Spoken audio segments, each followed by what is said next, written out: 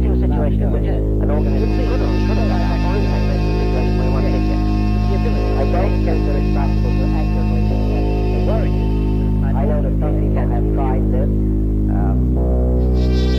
and if they are to know the operating probability calculation, then they may come out with some kind of a number which would interfere. As far as I'm concerned, that number is not reliable. One specify number of some that entity calculation are lost. Information. And these are some very perhaps the large RNA farm not local factor or the human factor. And not the impact try to put the probability of that number on an axis. Yeah, I'm familiar with it. Yeah. Just good job. He's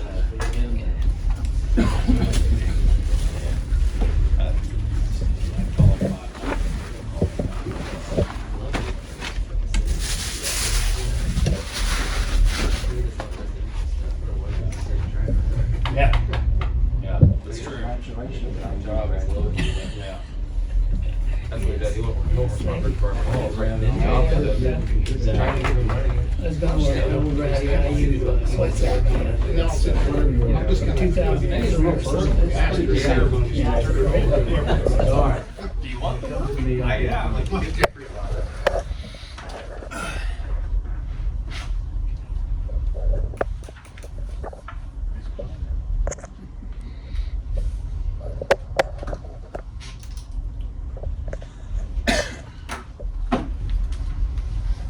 This time I'm gonna call the regular Board of Public Works meeting to order January 20th, 2026 at 1:30 p.m. Let the record reflect that we have four, Mr. Sims, Mr. Casey, and myself are present. And with that, we're ready for approval. I'd like to make a motion to approve the minutes as submitted. I second. Are there any corrections? Hearing none, all those in favor signify by saying aye. Aye. So approved. New business, Controller's Office. Yes, thank you, Mr. Chairman.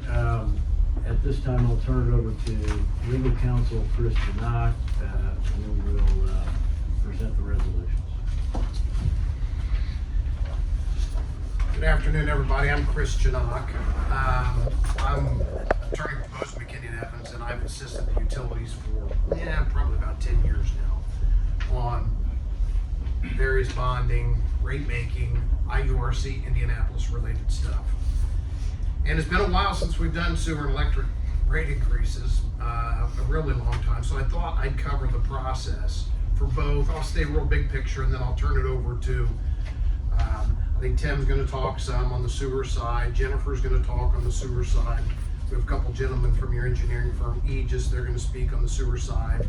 And then Jennifer will explain the electric rate case. And I think somebody's here from the electric utility to talk to us about some of the electric improvements that need to be made. But here's the process, and there's two different processes for electric rate making and sewer rate making. For sewer, you are not regulated by the IURC. So there's no IURC, no Indianapolis component. It's all done on the local level. So, but it starts with you. So what you do is you look at any time sewer utility wants to change rates or borrow money, it is the job of this board to review those ordinances for changing the rates and borrowing money and making a recommendation to the council that they either approve it or not. The final two resolutions today you see, which I think are on your agenda, resolution 3-26 and 4-26. Those are the rate and bond ordinances or resolutions recommending that the council consider these and approve. So it starts with you, it goes to the council.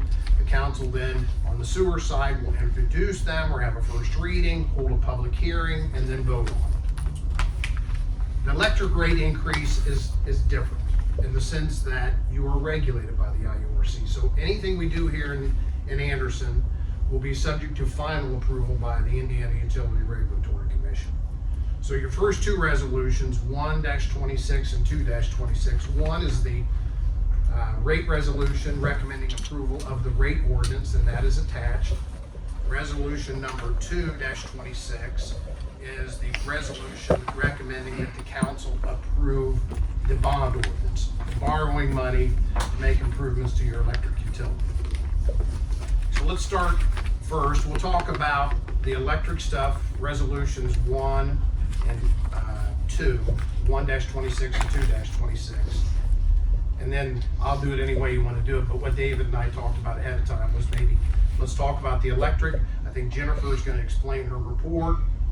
We'll talk about some of the improvements, we'll go into the bonding, and then I'll ask for you to act on those resolutions. It'll be up to you to either approve resolutions 1-26 and 2-26 or not. That's up to you.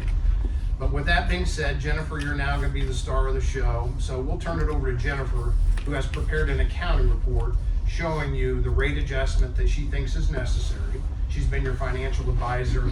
Crow has been your financial advisor. They've been here longer than I have. I think they've been here decades, quite frankly.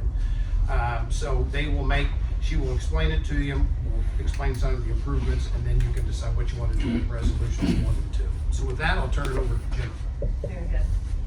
Thank you, Chris. As he said, I'm Jennifer Wilson. I'm with Crow. And we prepared a revenue requirement report that shows out how much revenue you need to provide for the utility. Then my report was given to Utility Financial Solutions, who is your cost of service study expert, and then they did the rate design. So since they're not able to be here, I'll be presenting both reports, or at least the results of their report. All right. Before she gets started, can Yes. everybody see that? Very good. As part of my report, we look back at your historical financial information, look at 22, 23, and 24, and we made adjustments to that 2024 test year for fixed known and measurable items, and that includes into your revenue requirements, and that's your purchase power, which is a majority of your operating and maintenance expenses, your other operation and maintenance expenses, and taxes. You already have a lease outstanding, so there's the current lease. We're going to propose a lease, and we're also going to propose bond debt service payments. You need to fund the debt service reserve with that bond, and then you'll have extensions and replacements, which is your annual cash funding of capital improvements.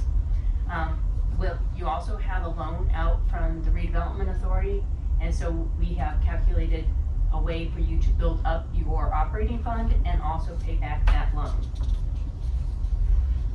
But the key considerations, the first one is having to do with the capital improvements. And at this point in time, I'm going to switch over to the listing of the capital improvements in the report and have Paul talk about those capital improvements. Okay, my name's Paul Syverson. I'm the director at Anderson Light and Power. We're going to just run through these different sections of projects and costs that we'd like to address. All of these directly relate to safety, reliability, and sustainability of our circuits and our grid as a whole. Starting with engineering, that first one there, Meadowbrook Manor underground cable renewal. A lot of that is direct bury, end-of-life cable that needs to be replaced, put in conduit, and upgraded. And then we have ongoing street lighting projects all the time, upgrading to LED lighting, making them more efficient around town. Moving down to substation, replacing of breakers, oil field breakers. Those are our primary safety and reliability components for our whole system. Adding a second transmission line, a range line substation. It's our only substation that doesn't have that redundant line, allowing us to switch in and out circuits. So that would be huge for us, as well as load tap changer upgrades and oil circuit breaker replaces. Just upgrading a lot of this older equipment that's past its usable life. And then Plank 20 substation renovation would give us both redundancy but also some extra capacity on our circuits. Underneath that are just some standard maintenance things, crumbling foundations, battery replacements, etc.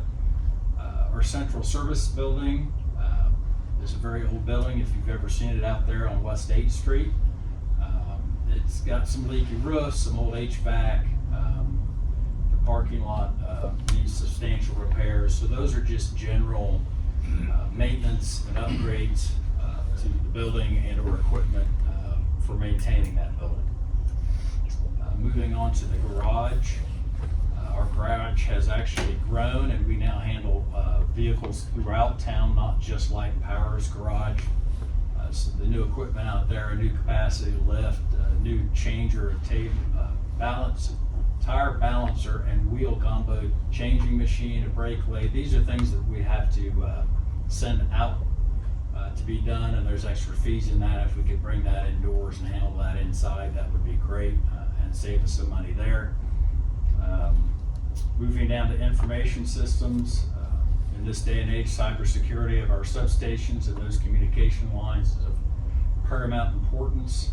That would allow us to upgrade our data center and our cybersecurity through IT. The meter department, again, these are older dated equipment and software.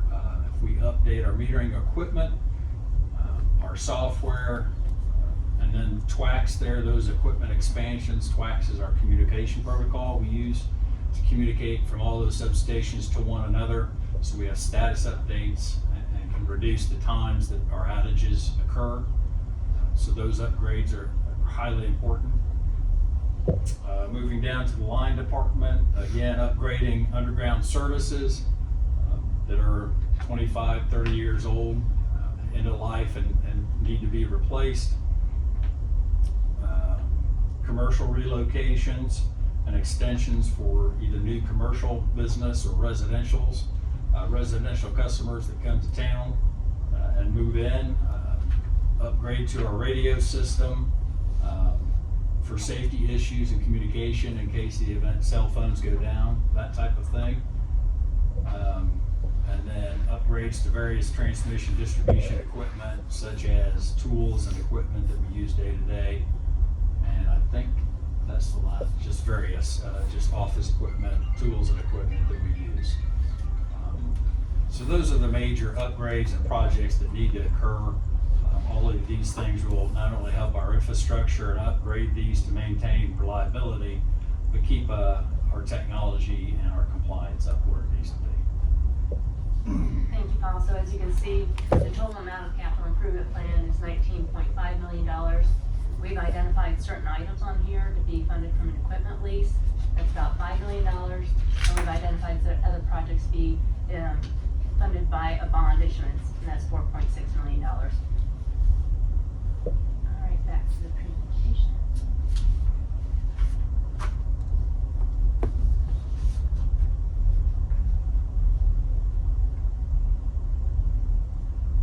All right.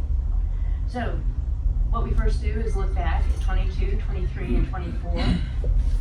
And what we saw is that your revenues in 22 exceeded your expenses, and this is your total operating revenue and interest, and compared to your total operating expenses and debt service. So in 22, you had an excess of $470,000, but in 23 you went negative by $1.5 million. And in 24 it was $677,000. Sorry. So that's where our starting part is that we're looking at. Then we take a look at what happened in your test year of 2024 and make adjustments for what we see is going to be happening, what happened in 25 and projected in 26. So we made adjustments of about $3.77 million so that your test year was 95.5 and your adjusted is 99.3.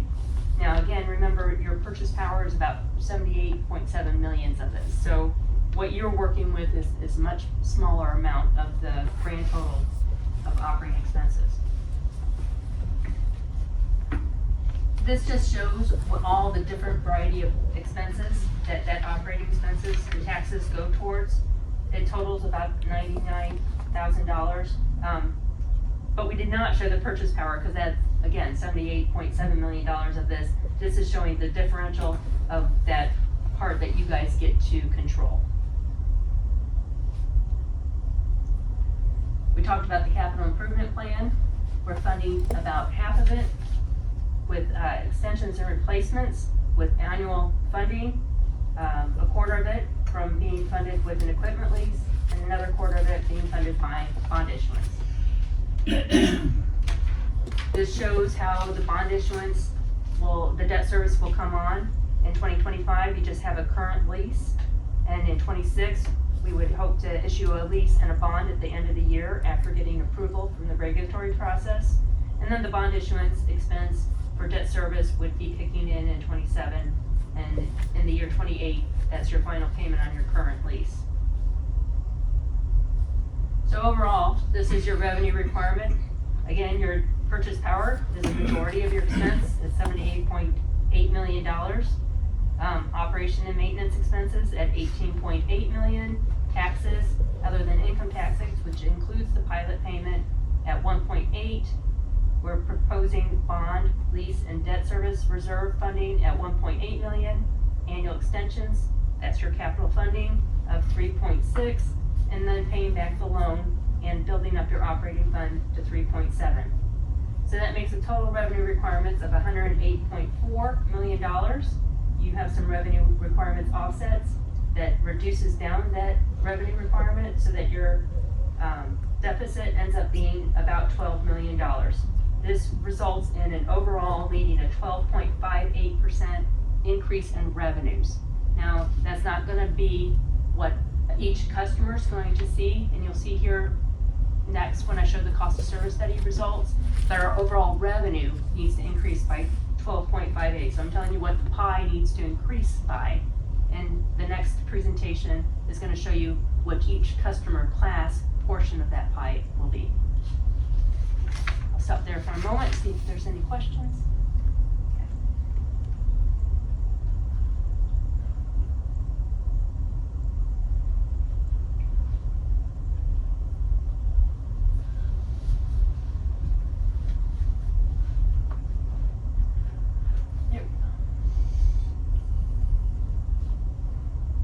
Okay. As I said, we gave our revenue requirement report to the Utility Financial Solutions, and they took the analysis, they allocated the costs of all those revenue requirements to who they thought which customer class caused those costs, and then they created rates to to invoice so that on a monthly basis that you're gathering up the revenues to pay for all your expenses.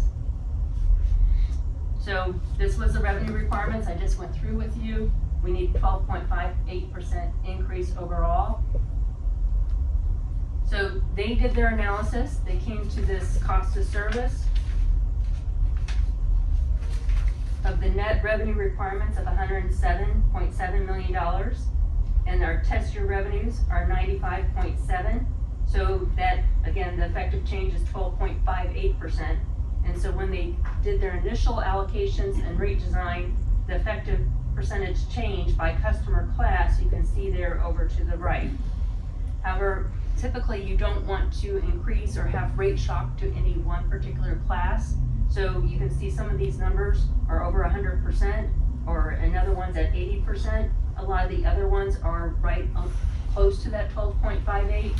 So they redistribute the costs so that the actual implementation of the rates will cause the residential services to receive 13.5% of an increase. And then you can see some of those other ones, no one's over 20% increase in what their rate structure will be. What does that mean to the residential customers? So you look over to the right, you can see the actual charges. It's going to be $2.64 increase in the monthly facilities charge. And then they changed the energy blocks that currently you have two blocks. One block is 0 through 500 kilowatts, and then anything over 500 kilowatts, and you have a declining rate. What they've done is change that to being one rate so that there's no decrease for the more power that you use. So you'll see that anyone using over 500 kilowatt hours is actually going to see a larger increase because their two rates are different or increased higher. So you can see on the usage level, the item over to the left, somebody who's using 600 kilowatt hours is going to see a $7.74 increase. Most of your customers will be in the gray area, and is the 800 or 1,000 kilowatt and they're gonna see a $12.64 or $12.64 or 17.53 increase in their bill. Stop there. All right. Jennifer, I do have Yes. a question for you, because you're talking about the bill impact. Yes. And I think the board knows this, but on electric, when was the last time we changed our rates here in Anderson? Right, 2007, either 2007 or 2009. was the last revenue increase. So it's been 17 or 18. Okay. But everyone will know, your fuel cost changes on a monthly basis. So people have seen an increase in their bills because we're able to keep up with the fuel costs. What we're doing now is trying to shore up the other costs that we have, that $30 million or so that you actually directly control. All right, GS1 phase customers. Kind of set up the same. You can see there, they highlighted that the usage level for this is 2,850 kilowatt hours, and so their rate impact is about 12.5, which is right in line with the overall revenue increase of 12.58. GS3 phase customers will see a 6.4 or 7 point, average user will see a 6.4 or 7.5% increase. Small power service, around 11.5 for a load factor of 50%.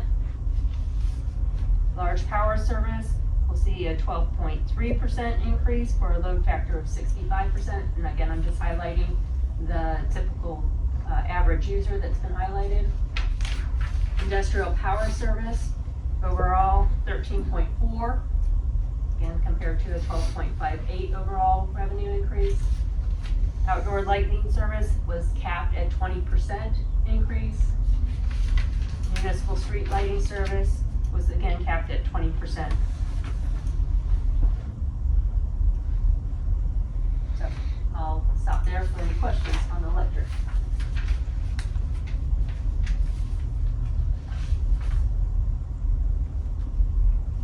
Did you want me to start in on the sewage works, or did you want to vote on the resolution first? I think we're gonna vote on this Okay. first, Jennifer, so, and then we'll do the sewer. All right, guys, so we have resolutions 1-26 and 2-26. 1-26 recommends approval of the rate ordinance. Now, nobody likes rate increases. For a standard customer, it's gonna be about $15 a month. But it's been 17, 18 years since our last increase, and Paul told you, you got some improvements you need to make. Jennifer told you what those need to be. The math doesn't work right now. We have $108 million of bills, and we have $96 million of revenues. Something's gotta give, so we're at that point where we need to increase the rates, and we need to do it pretty soon to ensure reliability. So with that being said, one changes the rates, resolution 1-26. Number 2-26 recommends that the council approve the bond ordinance and authorize the borrowing up to $5.3 million maximum for the capital improvements. Now, we hope we don't have to spend that much. That's a cap. I think Jennifer and Paul have estimated the cost of the improvements at 4.6. That's the goal, stay closer to 4.6, but if bids come in a little bit higher, this gives us a little room. So those are the two resolutions that are in front of you for electric, and it's ready for your consideration separately. Okay, at this time, I'd like to make a motion that we approve resolution 1-26, specifically a resolution of the Board of Public Works of the City of Anderson recommending the adoption of revised rates and charges for the use of services provided by Anderson Municipal Light and Power as presented requested by Comptroller Witham et al. A second. Are there any questions?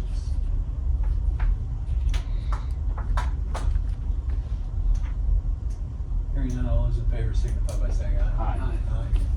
So approved. Resolution 1-26.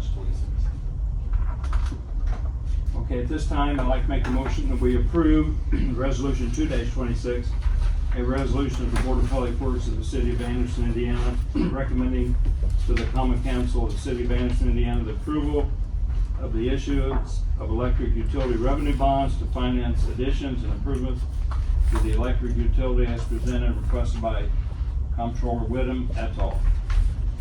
Second. Are there any questions? Is that a 20-year bond? Would that be a 20-year bond? One second. That's pretty standard. Is that correct, Chris? I think it authorizes up to 25, but we'll see what the market gives us. Yeah, we plan on a 20-year bond. But what's your Yes. amortization schedule? Is that 20-year? 20-year, I ran the amortization at 20 years, but it gives us authorization for 25. Any other questions? Hearing none, all those in favor signify by saying aye. Aye. Resolution 2-26 passed. David, you want me to go with the Yes. sewer? Yes. Are we ready? All right, guys, resolution 3-26 and 4-26 are the sewer rate ordinance and the sewer bond ordinance. And the sewers are a bit more complicated, in the sense that you have a combined sewer system, which means many, many years ago, and this was somewhat common practice, your stormwater and your sanitary sewer connected together. And starting about 30 years ago, or maybe even longer than that, EPA and IDEM started weighing in and saying, no, that doesn't work.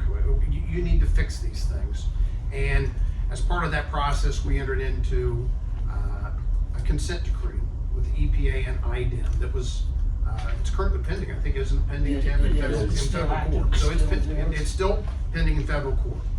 So what I thought, and the sewer is a process of, and we continue to have to make these improvements, and we march through these improvements according to deadlines and guidelines that EPA and IDEM are giving us.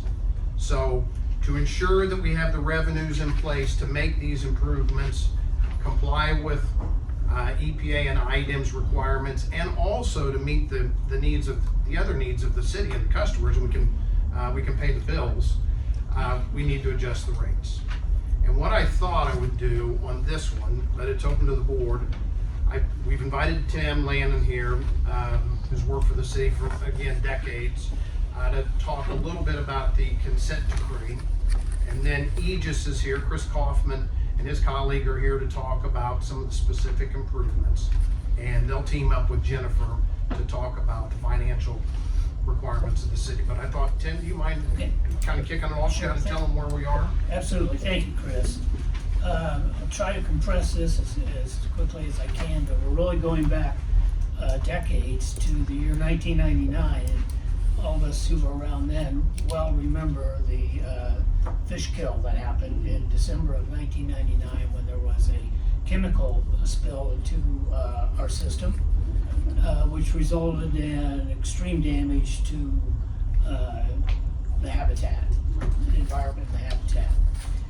That brought to the city the federal EPA, Environmental Protection Agency, as well as the state Department of Environmental Management, who conducted a full investigation as to that matter. They found at that time that the Guide Corporation was responsible for the spill which occurred. A substantial fine was levied against Guide Corporation for that.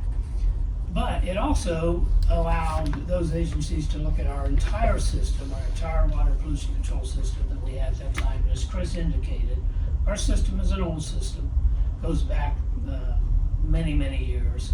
And it included a number of what was called combined sewers, which result in what are called combined sewer overflows. And what does that mean? It means that raw sewage unfortunately spills over into the rivers. To reduce it down to just the simplest of lay terms that I can use.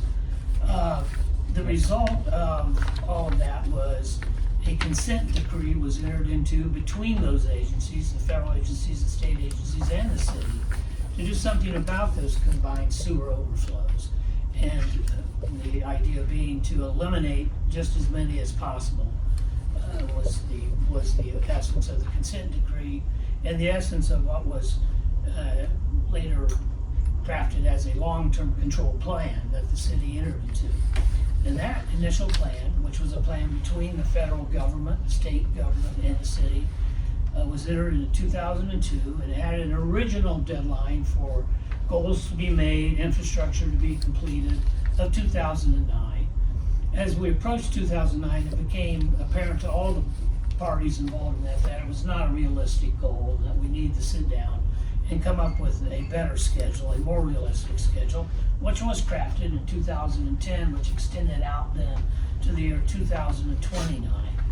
And it included massive infrastructure improvements to the system, all with the goal of eliminating combined sewer overflows. A major part of that system included the construction of an underground tank system, which would store a lot of the sewage for treatment and prevent thereby it hopefully going into the system otherwise. However, as the engineering continued on that aspect of the project, as well as other aspects of it, in about the year 2017, it became apparent that we were going to have to find some alternatives to the underground storage tank idea. And it took a number of years for that to be explored. Finally, in 2021, some official discussions commenced between the city and the agencies as to what would be an appropriate second amendment to the long-term control plan. Those discussions have occurred on a monthly basis, and finally, just this last month, we had a deadline in December to submit our recommendations to the agencies as to what would be the proper plan to be amended now and to follow. And the city has done that. It submitted it on December 15th of last year. It asked that we have no more than 8 overflow events into our system annually. And it will call for a lot of additional improvements to the system. And I think the engineers are here that might help me on that. I get a little confused on this. I see figures of 84 million, but overall figures then going up to 200 some million. So that's part of why we're bringing this rate increase. And I'll turn it back over to Jennifer to go into more details on that. But yes. If you could expand on one thing, because you mentioned the CSOs. Explain to the people that don't understand what sets them off. What happens there, yes, we have, and Brian, help me out here too if I don't get this correct with the engineers, but the system is built to allow for the combined sewers with our regular system in dry events, and there's no threat then of them not being able to have the capacity to control that combination, and everything's fine. When we have extreme wet weather conditions, lots of rain, lots of melting snow, that's when we have these events where the system just simply can't control it entirely, and the sewage then spills over into the river. That's a pretty late explanation of it. I don't know if anybody else wants to correct me or say anything better, but that's it in essence, Mr. Chairman. All right, so again, we came in and we did an analysis, and while we talked about CSO and the big CSO projects, that process isn't going to formally start of all those millions of dollars that need to be funded until we're through this EPA discussion process. But what we have done now is that you have not had a rate increase in the sewage works since 2009, and your operating expenses have gone up during that time. So what we're trying to do with this rate increase is to shore up your finances so that you're able to continually pay for your operating expenses and your debt service, and pay for just a small part of ramping up for CSO. But this rate increase that we're proposing now is not the end all rate increase. This is just the one that gets you through the next couple of years so that you're able to maintain coverage on your outstanding bonds and make your debt service payments and make your payments on operating expenses.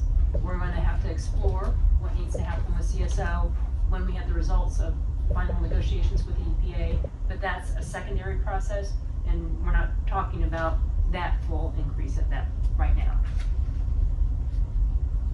So again, I went through the same idea on electric. We went through, looked at your analysis, and we're going to talk about capital improvement plans.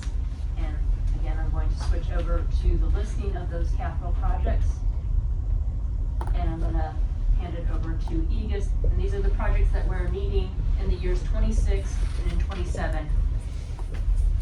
Thanks, Jennifer. My name is Chris Kaufman. I'm the Water Resources Department Manager for just formally Pete Walmsley. And with me is Deputy Director Pete Walmsley. And I started working at Anderson on these projects back in 2001. And so what we're here today is that we, along with staff input, worked on this capital improvement projects. And it's really just the one project. It's Project 2B, and that's the continuation of the White River Interceptor. Project 2B starts at IML and White River. It's a 42-inch pipe that extends north along IML and then back to the east to Liberty Christian. And this is going to be bid the second quarter of this year. The rest of the items on the projects on this project list are smaller capital projects and just really what it takes to maintain water pollution control.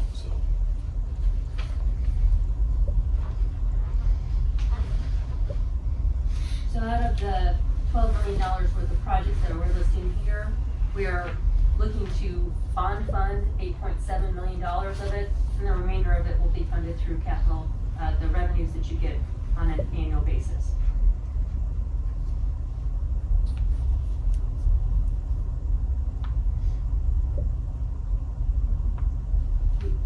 All right. So you have had a positive over of your operating revenues over your your revenues over your operating expenses, taxes, and debt service in the years 22, 23, and 24. That you had $350,000 to $375,000 per year to work on capital items. However, this was our test year of 2024. We are projecting that you have a $1.8 million increase between 24 and 2025 of operating expenses. About $1 million increase in salaries and wages. Gas, power, and water are going up by $141,000. $65,000 in materials and supplies. Contribution in lieu of taxes is going up by $137,000, and then some other adjustments to normalize the test year. So overall, our test year of 2024, your operation and maintenance expenses were 16.4, and we're expecting it to go up to $18.2 million. So if you recall back from that other slide, you only had an excess of about $350,000. So that the math doesn't work. You need a rate increase. We talked about the capital improvement plan and how we're going to fund over the next 2 years. Most of it through bonding and the remainder through revenue that's created by this rate increase. Overall, your revenue requirements, your operation and maintenance expenses is 15.9, your taxes are 2.4, total of $18.2 million for operation and maintenance and taxes. Your current maximum annual debt service on your debt is $4 million, and your estimated average annual extensions and replacements that we're funding capital with revenue that's coming in at $1.6 million. So that means your total revenue requirements is $24 million. You're currently bringing in 20.4, so that's a deficit of 3.5. This results in an increase of 18%.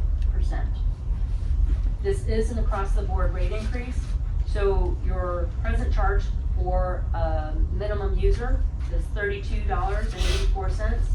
We expect that one to go up by $5.93 to $38.77. Now the reason why it's very important for you to do it is to explain what the coverage is or without the rate increase.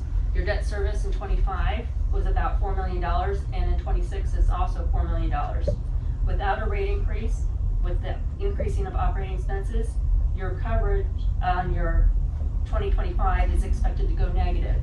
In your bond ordinances that have been passed, when you sold the bonds, you had promised that coverage would remain at 100. But whenever it goes down or negative, without a rate increase, we're going to be seeing it go negative by 1.5 million. So why we're doing this now is that we need a rate increase to protect your future ability to issue bonds, because bondholders will expect you to do what you said you were going to do in those bond ordinances. So with an increase, you actually have coverage of 151%, which in the market you have a Moody's A1 rating, and that would be commensurate with that kind of coverage.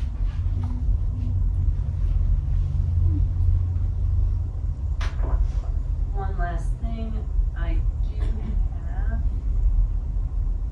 a rate survey that had been prepared using July 2025, and I'm currently updating this, and we'll have it ready for Thursday for the presentation to the council. But you can see here, we look at 39 communities, and we see where everyone lands in it. Before your rate increase, Anderson is 29th out of 39 of the communities. Currently a 5,000 gallon user, or 6,800 cubic feet, is currently being charged $43.17. What we expect is your bill would be around $50, so you would only be increasing to a ranking of 23 or 24. But again, a lot of these communities had rate increases that we're putting together right now to see what their rates changed on January 1st, 2026. And Jennifer, when you say 29th, you mean 29th lowest? Yes, sorry, 29th lowest, yeah, out of 39. So you came in at the bottom third. Jennifer, I know you work for some of these, and this may be a question for TM and Pete and Chris from Aegis, but as I look at some of those communities, especially the cheaper ones, they probably do not have CSOs, which is an extra layer of expense. Would you say that's true?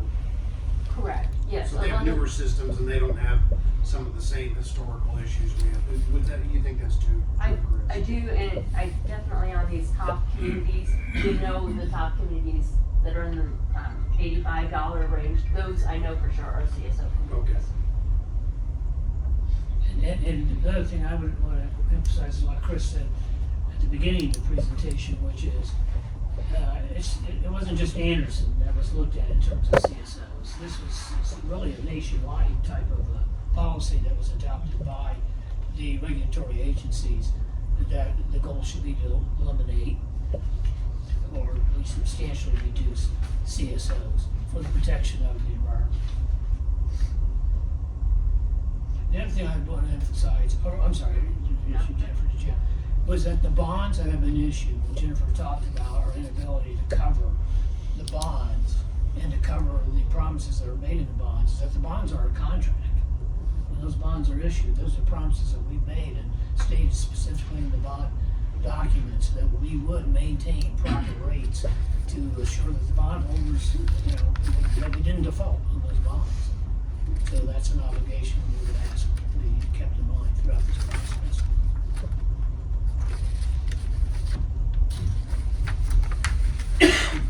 One other thing, Chris, you could probably address this. When you first entered into this consent decree back in 2002, the science and the thoughts of how to resolve things then have drastically changed. Correct. Some of the thinking that was 20 years ago, quite frankly, don't really fit Anderson now. And so the summer before last, we had a site visit with the Department of Justice, the EPA, and IDEM, and kind of showed them what Anderson's all about and some of the different challenges that Anderson has that's unique to Anderson's. And I think that site investigation went well so that they could help understand some of the unique characteristics of Anderson. And during that time, we were talking with one of the technical advisors for the EPA, and we had previously asked about a new technique that IDEM didn't necessarily find favorable. During these conversations, we're able to talk through that in more detail, and that's one of the solutions that we're proposing in order to not have as big of an increase as we may otherwise would have because of that technology.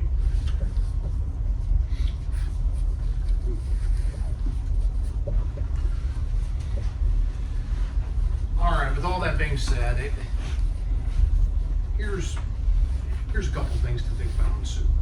And not that electric doesn't need attention, because it does, but on the sewer, again, I think Jennifer's right, we have a math problem. And it's a bit more complicated because we have outstanding bonds, and Tim is right, it is a contract, and we've contracted with the people who have bought our debt, who bought our bonds, who loaned us the money, they're lenders, if you will, that we would maintain rates at certain levels. And those, because we haven't changed rates for 16, 17 years now, we're now at a point where we need to change it. And if we don't, the lender will not look favorably upon that. nor will the market. So when we go to borrow more money from other people, whether it be the sewer utility, the water utility, parks, anybody, it would be more expensive to borrow money and more expensive for the ratepayers and the people of Anderson to do projects, because we'll have a history of not honoring our contractual obligations. So this one is very important that we get the rates right and we get this done. So with that being said, the resolution 3-26 recommends approval, or recommends that President Graham and his crew approve the rate ordinance. 4-26 recommends that the city council adopt the bond ordinance. Again, Jennifer's identified the bond ordinance as kind of a side note. I'll just say this and I'll be quiet. It authorizes up to $10 million worth of bonds. I think for Jennifer's purposes, you're at 8.6, 8.7, something like that. We hope we are at 8.6, 8.7. That's what he just thinks that's going to cost, but it gives you a little wiggle room. If the prices come in a little higher, you can borrow a little extra money, but our goal is to borrow it, and the assumptions are that we'll borrow it at 8.7. We'll borrow $8.7 million. And that will allow you to make the improvements and keep moving forward with your EPA and IDEM compliance, and making the improvements you need to make sure you have a good system for your customers. So with that being said, the resolutions are ready for your consideration. Excuse me, okay, at this time, I'd like to make a motion we approve resolution 3-26, a resolution of the Board of Public Works of the City of Anderson, recommending the adoption of revised rates and charges for the use of services provided by the sewage works of the City of Anderson, presented and requested by Comptroller Whittam and others. Are there any questions? Hearing none, all those in favor signify by saying aye. Resolution 3-26 passes. At this time, I'd like to make a motion, we approve resolution 4-26, a resolution of the Board of Public Works of the City of Anderson, Indiana, recommending to the Common Council of the City of Anderson, Indiana, the approval of the issuance of sewage work revenue bonds to finance additions and improvements to the sewage works utility as presented and requested by Comptroller Whittam and others. Are there any questions? If this rate increase is approved, could it impact the future of the bond rating for the city through Moody's? Because right now you're 1A, A1. A1. Yes, it would, because we fully. It could lower that rate. It will lower the rating, because we used a test year of 2024. Rate expenses came in 25, so I expect coverage to be less than 100% once we get the final numbers. And if you don't, but what the saving grace is if you do this rate increase now, we can report to the market that you did what you said you would do, is when you saw coverage going below 1, you do what you said, you raise rates. And we hope that will protect our bond rating. Yes. Bond rating for Moody's. Yes. Thank you. Any other questions? Hearing none, all those in favor signify by saying aye. Aye. Resolution 4-26. City engineer. Thank you. I've got two award letters. The first one has two parts to it. Members of the board, I recommend the Board of Works award the bid received from PC Construction Services Inc. in the amount of $292,524.48 for the 2025 asphalt seal and preventative maintenance base bid. PC Construction Services Inc. submitted the lowest and most responsive bid with the base bid on this project. I also recommend the Board of Works award the bid received from Howard Companies in the amount of $293,658.20 for the 2025 asphalt seal and preventative maintenance additional bid. Howard Companies was the lowest and most responsive bidder for the additional bid on this project.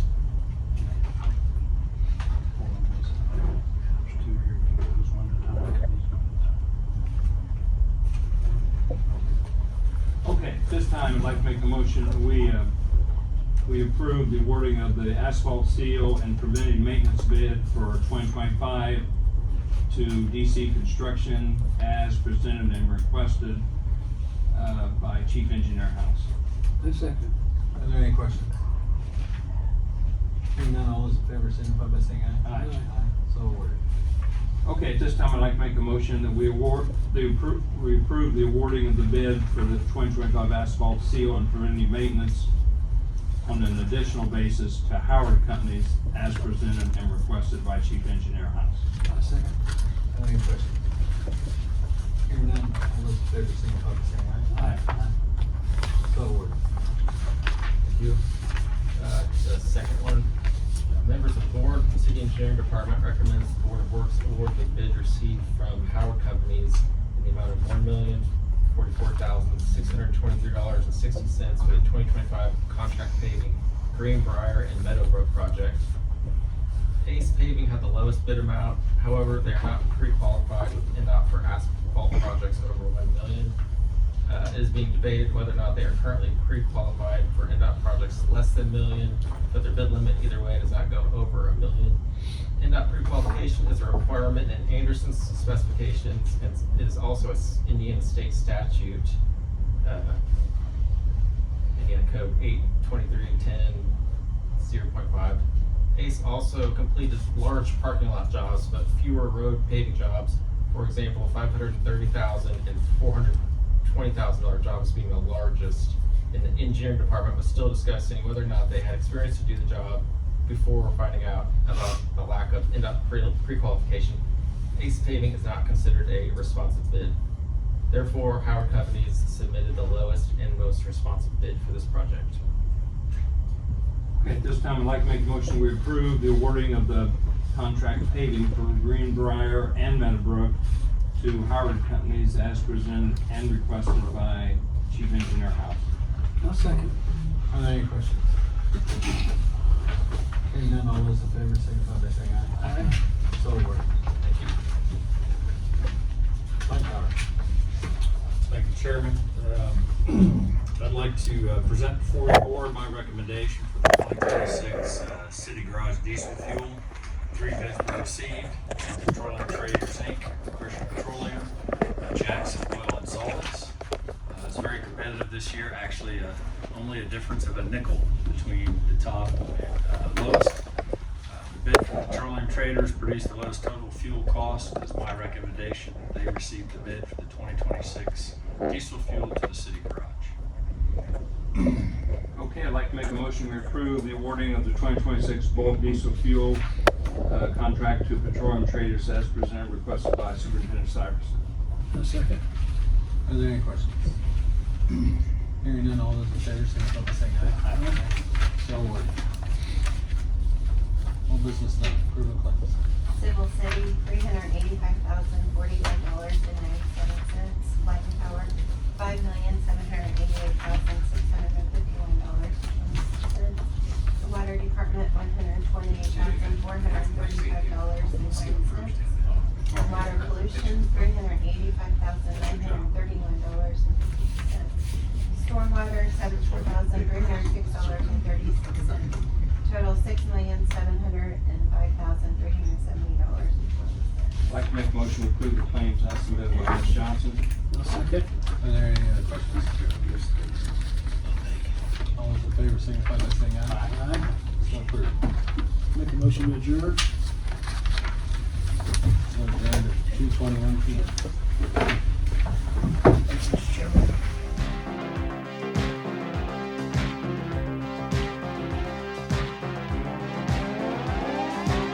We can dance if we want to.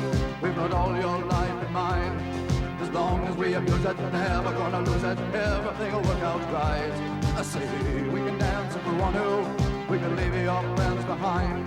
Because your friends don't dance, and if they don't dance, well, they're no friends of mine. I say we can dance, everything's out of control. But we can dance, we're doing it from pole to pole. But we can dance, everybody look at your hands. But we can dance, everybody's making a chance. Well, it's safe to dance, yes, it's safe to dance. Well, it's safe to dance.